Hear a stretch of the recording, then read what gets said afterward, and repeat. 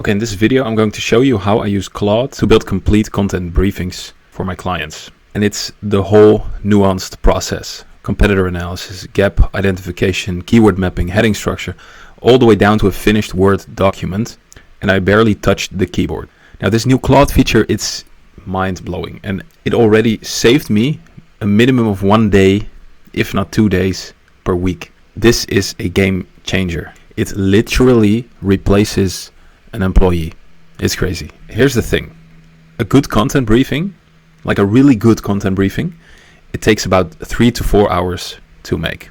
You're Googling competitors, you're copying keywords into a spreadsheet, you're comparing topics, you're writing the instructions to copywriter, usually AI, and nobody has time for that anymore. So people skip it or they do not the best job that they can. Now let me just show you. This is Claude Cowork. You can also use Claude Code, which has my preference because you can run several of these skills at the same time, which means you're even more efficient. But right now I'm just going to show you how it works in Cowork. It's just easier to use, it's easier to set up. This is how it works. So you have a map named skills. And a skill, for example, is the creation of a content briefing. Another skill is the creation of the content itself. So it's basically everything that you would put into an SOP or a process, steps to follow. And the beautiful thing about this is that one skill, it contains references. So in my case, the content briefing skill has about 8 steps and also an example briefing. And these 8 steps consist of specific documents with knowledge and references to other documents as well, of which Claude can follow. And the beauty of this thing is that Claude follows these documents step by step. So it does not process all the information at the same time. But like this, the output is insane. It's amazing. Let me show you. So it's asking me a couple of questions for clarity. What's the main keyword? What's the page? In this case, it's a new page. And what's the domain name? And then it'll start with step 1, which is the competitor analysis. It's asking me if I have specific competitor URLs. Are there any special notes or constraints? I told it to find the competitors and it's come up with 4. And step 1 is the analysis. And what it does now is it gives a summary of the primary intent. It analyzes SERP features. Are there any AI overviews and implications for content? What does the page need? It also goes to Ahrefs and it performs actions there on my behalf. And it comes back with data, which is amazing. And then we have the competitor profiles, which is a summary here of all competitors. And this, in my opinion, is where it gets really powerful and time-saving. It comes up with the topic matrix. What are the topics that are being covered on these competitor websites and how extended do they cover it? And based on this, it gives a topic prioritization. Must-have topics and nice-to-have topics. It also gives the average word count. People also ask questions for inspiration for a potential FAQ and a summarization of the gap. Now, does it look correct? Would you like to continue? I told it to continue because, of course, we want to analyze the website of the client and compare it against the competitors. So that's what it did right here. And now it's asking me for a cannibalization check. Are there any pages that might interfere with these rankings? Just to check. And in this case, it concluded it's safe to create a new VR engineering page. Then we have the internal links. And the internal links, they can be pretty time consuming. But I've also set up this module that it checks for internal links the same way that I would do. So it goes and crawls the sitemap. It performs a quick scan of internal links that might be relevant. It selects those, but it also performs a search in Google to find out which internal links are contextually relevant. And not only that, it specifically advises in the briefing how to link to these pages and with what anchor text to use based on the best practices. It takes the EAT signals into account.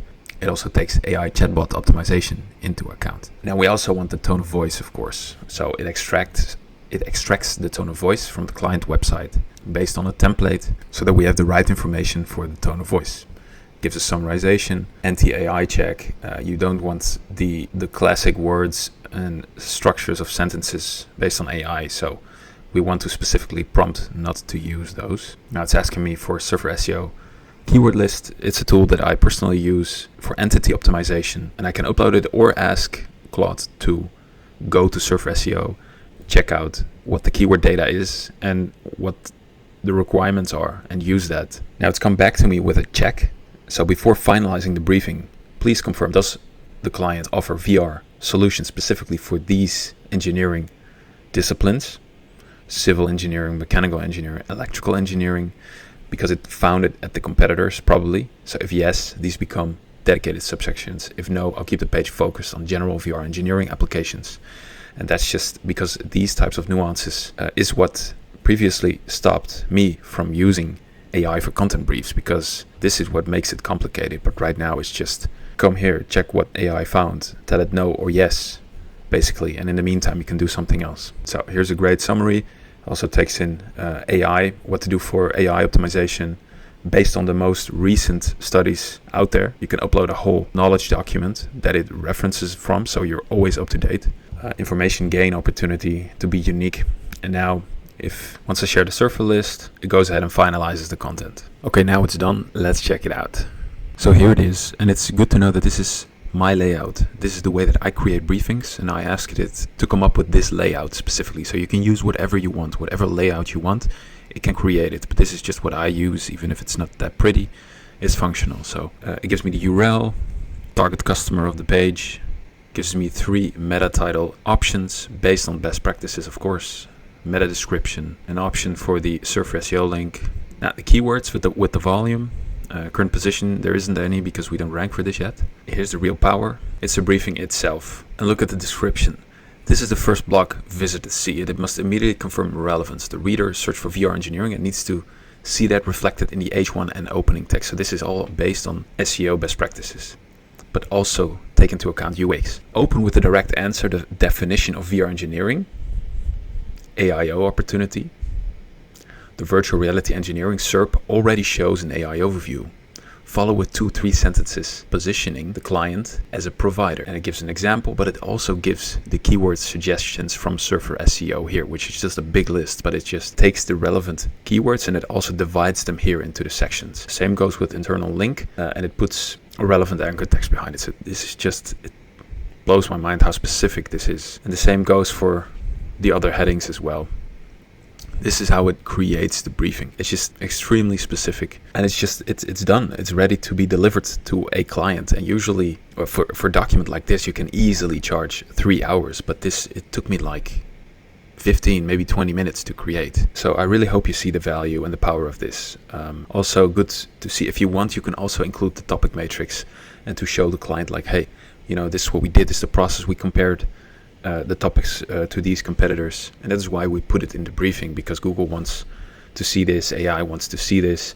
These are the must-have topics, these are the nice-to-haves if you have any discussion with UX, for example. So, and this is just a custom thing because clients want to know this. So it's the AI visibility comment right here. What did we do in this briefing specifically for AI visibility? It's nice to show clients that you thought about it and that you're up to date, because clients, they ask about it. So the crazy thing about this is, now you can put your brain on your computer. Different processes that you use, knowledge that you have, you just collect it as you would set up an SOP, and Claude just creates it for you. Every briefing follows the same structure. And they never get tired. Even if it's Friday afternoon, you just follow the process and it runs the exact same process every single time. And the crazy part is you can set it up so it works for every niche. If you need help with this, if you have any questions, leave them in the comments, send me a DM. If you like this video, please leave a like, and see you in the next one.